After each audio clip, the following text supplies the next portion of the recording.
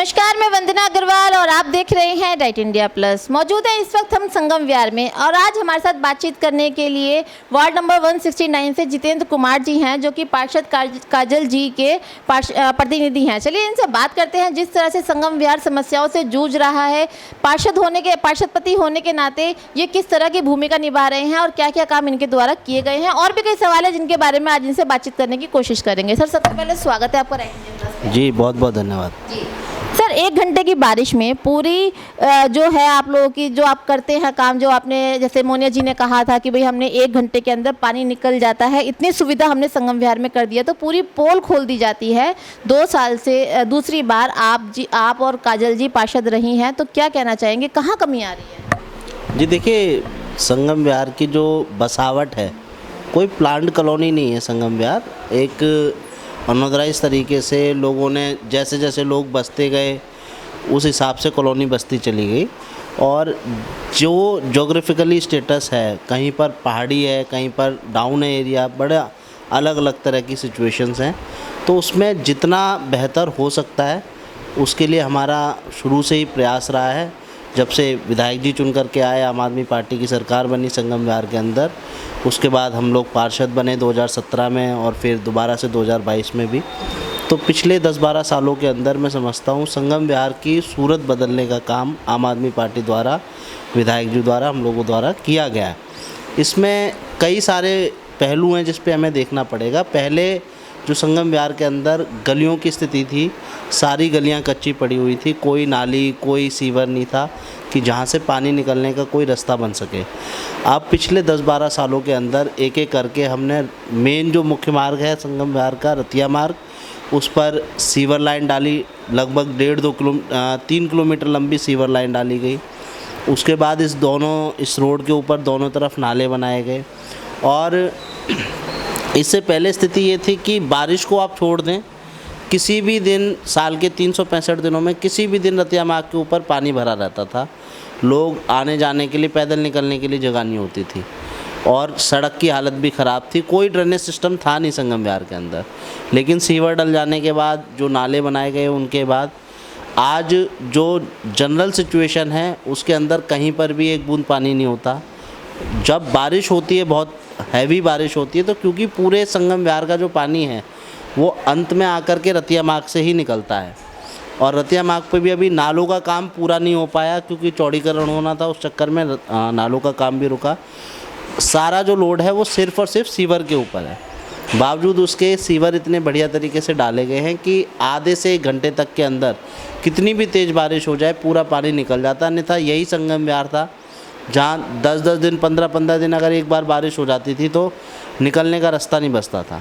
तो अभी बारिश होती है तो नेचुरली बारिश के टाइम पे तो वाटर एकदम कलेक्ट होता है, लेकिन धीरे धीरे करके सीवर से सारा पानी निकल जाता है। और निश्चित तौर पे हम लोग और प्रयास करेंगे कि इसको और भी अच्छा किया जा सके, और भी बेहतर कर सके। बाकी जो परेशानियां थी जिस पैमाने पर, और आज अगर हम कंपेयर करें तो ज़मीन आसमान का डिफरेंस है। सर, संगम विहार की ही बात चल रही है तो एक मैंने प्रॉब्लम देखी थी कि जो फुटपाथ आप लोगों ने बनाए हैं संगम विहार में नालों के ऊपर, वो पब्लिक के पैदल निकलने के लिए बने हुए हैं, लेकिन जितने भी दुकानदार हैं वो उस पर अपनी दुकान लगा कर रखते हैं। मजबूरी लोगों को ट्रैफिक के बीच में से निकलना पड़ता है, इस पर क्या कहें? जी, एक ये समस्या ज़रूर है कि दुकानदारों को भी हम लोग कई बार मार्केट एसोसिएशन के साथ भी इस बारे में मीटिंग कर चुके हैं। कई दफ़ा एमसीडी से हम लोगों ने इस पे एक्शन भी कराया है, पर ये दोनों तरफ से होने वाला काम है। हम लोग एमसीडी भी डेली आकर के कितना वो करेगी। थोड़ा सा यहाँ के जो दुकानदार हैं, जो लोग हैं, कहीं बाहर से नहीं आ रहे, 90% लोग यहीं के हैं, 2-4% दुकानदार बाहर के हो सकते हैं। तो सबको ये समझना पड़ेगा कि संगम विहार की जिस तरह की बसावट है, सड़कें बहुत पहले से ही पतली हैं, बहुत संकरी हैं, तो उसमें सब काम करने हैं। लोगों को अपना दुकानदारी भी करनी है, सब्जी वालों को भी फल भी बेचने, सब कुछ करना है। तो इस तरह से कर लें कि पब्लिक भी परेशान ना हो और उनका काम भी चलता रहे। तो हम लोग निश्चित तौर पे आगे भी प्रयास करेंगे कि इस चीज़ से समाधान निकले। जो नालों के ऊपर लोग अपनी दुकानें, रेडी या सामान जो भी रख रहे हैं, उसको ना करके कम से कम पैदल चलने की जगह बच जाए थोड़ी, क्योंकि ऑलरेडी रोड बहुत पतले हैं। तो ये एक समस्या है, इस पर हम लोग और कोशिश करेंगे अच्छे से काम कर पाएँ। सर, संगम विहार का मेन रोड जो हर ब्लॉक को जोड़ता है, उस पर भी कूड़े के ढेर देखने को मिलते हैं, क्यों?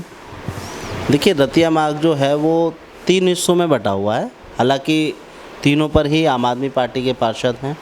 जी ब्लॉक की साइड जो है वो भागवीर जी हैं पार्षद, और डी ब्लॉक ई ब्लॉक जो रोड के पल्ली तरफ हिस्सा पड़ जाता है वो पंकज गुप्ता जी हैं पार्षद।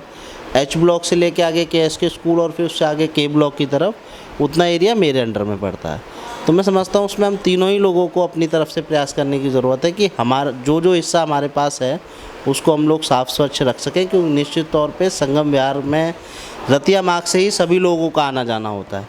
तो यदि रतिया मार्ग साफ़ स्वच्छ रहेगा तो हमारी कॉलोनी की सुंदरता में भी चार चांद लगेंगे और लोगों को एक साफ़ स्वच्छ वातावरण मिल पाएगा। और मेरी हमेशा प्रयास रहता है और लगातार हम दुकान, क्योंकि रतिया मार्ग पे मोस्टली दुकानदारी हैं, रेजिडेंस किसी का नहीं है, तो कई बार दुकानदार भी सोचते हैं कि जी ठीक है पड़ा है तो पड़ा रहे।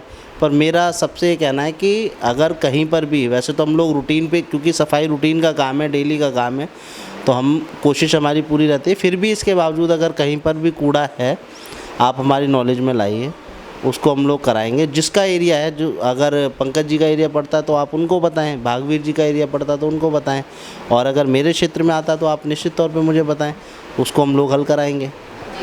सर, रतिया मार्ग समेत कई इलाके ऐसे हैं जहाँ पर गड्ढे हुए हैं, बहुत बड़े बड़े गड्ढे हैं, जिससे यातायात को बहुत ज़्यादा प्रभावित होते हैं। किसी का टायर पंचर हो जाता है या किसी की गाड़ी पलट जाती है, जिसमें कि सरकार भी आपकी है, पीडब्ल्यू विभाग भी आपका है, विधायक भी आपके हैं, फिर ये समस्या क्यों आती है? नहीं, रोड्स तो संगम विहार के अंदर रोड जितने बड़े पैमाने पे बने हैं पिछले 3-4-5 साल के अंदर, और समय के साथ साथ कहीं कहीं पर दिक्कतें इस प्रकार की आ जाती हैं। और अभी बारिश हुई है जब से 2-3 बार बड़ी हैवी रेनफॉल हुआ है, और कई जगह क्या होता है लोग खुद भी कहीं पाइपलाइन के लिए कहीं कुछ तो अपने आप ही तोड़ देते हैं। तो जब खुद तोड़ देते हैं, लोगों को रिपेयर करने की भी वो अपनी रखनी चाहिए प्रोविज़न, क्योंकि उन्होंने ही इस्तेमाल करना है रोड का। सरकार अगर आपको एक अच्छा रोड अच्छा बना के दे रही है तो आपकी भी जिम्मेदारी बनती है कि आप उसको एटलीस्ट तोड़ें ना, और यदि आप अपने पाइपलाइन के या किसी भी अन्य कार्य के लिए उसको तोड़ दें तो साथ के साथ उसको रिपेयर कर दें। फिर भी यदि कहीं ऐसा कुछ है तो उसको हम लोग अपने संज्ञान में ला करके उसको ठीक करा देंगे।